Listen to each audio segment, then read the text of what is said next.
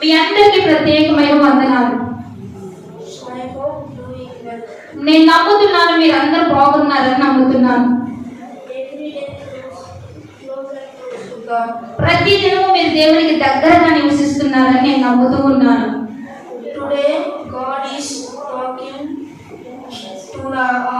ఈ రోజు దేవుడు మనందరితో మాట్లాడబోతున్నాడు. ఈ రోజు ఈ మాటలు మనం స్వీకరిద్దాం హృదయపూర్వకంగా. మొదటి సమూయేలుకు రాసిన మొదటి పత్రిక 24వ అధ్యాయము 1వ వచనం నుంచి 6వ వచనాలు చూసినట్లయితే అక్కడ ఒక సారాంశం ఉంది. అదంతా చదవద్దు కానీ దాని గురించిన సారాంశం కొద్ది మాటలుగా మనం తెలుసుకుందాం.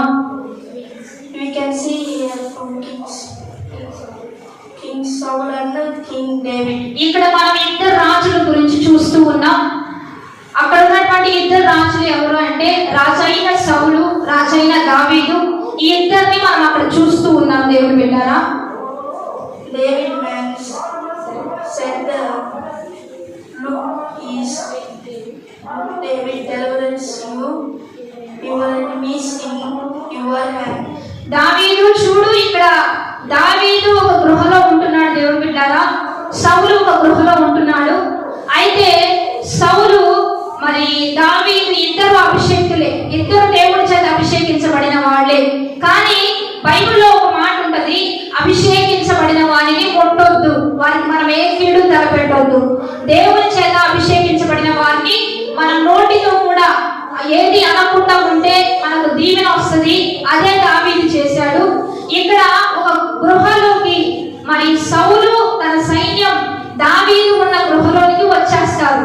ఎప్పుడైతే దావీదు గృహంలోకి, దావీదు మనుషుల దగ్గరికి సౌలు వచ్చాడో ఇక వెంటనే దావీదు ప్రజలు అంటారు, దావీదు దేవుడు నీకు కృప చూపాడు, సౌలు నీ చేతికి చిక్కాడు, నీ శత్రువు నీ చేతికి చిక్కాడు, నువ్వు చంపే, అతను గట్టిగా పట్టుకొని హతం చేసే, మనకి ఇక విరోధమే ఉండదని చెప్పి దావీదు ప్రజలందరూ కూడా దావీదుతో చెప్తాడు. కానీ దావీదు ఏమన్నాడంటే దావీదు మాత్రం వద్దు, చంపొద్దు అని చెప్తాడు. అతన్ని క్షమించి వదిలేస్తాడు. అంటే చంపవలసిన సమయంలో కూడా, చేతికి దొరికిన సమయంలో కూడా అతన్ని చంపకుండా వదిలేస్తాడు.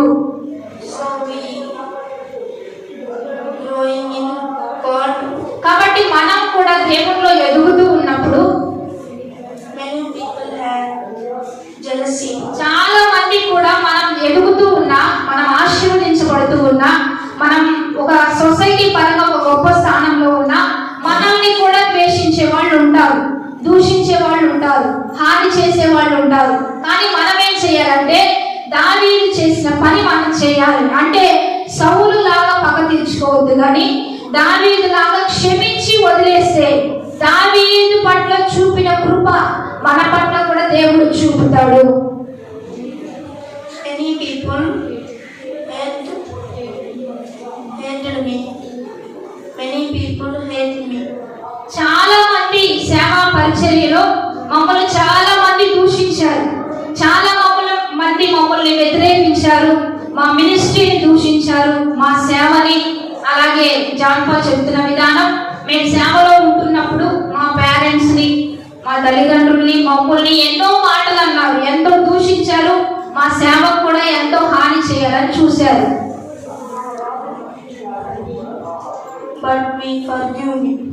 కానీ మేము వారిని క్షమించి వదిలేసాం. దావీదు చేసినట్లుగా మేము చేశాం కనుక ఈ రోజు దేవుడు మాకు ఈ కృప చూపాడు. ఈ రోజు దేవుడు మమ్మల్ని హెచ్చించాడు. మా శత్రువు మా ముందుకు వచ్చిన, మా శత్రువు మమ్మల్ని దూషించిన వారు, నిందించిన వారు మా యొద్దకు వచ్చి మాకు దొరికిన మేము వారికి ఏమీ హాని చేయకుండా వారిని వదిలేసాం. ఎప్పుడు దూషించలేదు, ఎప్పుడు హాని చేయలేదు, ఎప్పుడు కీడు చేయాలని తలపెట్టలేదు. కనుక దావీదు నాకు చూపిన శాశ్వతమైన కృప నాకును మనందరికీ దేవుడు చూపించి నడిపించబడబోతూ ఉండగా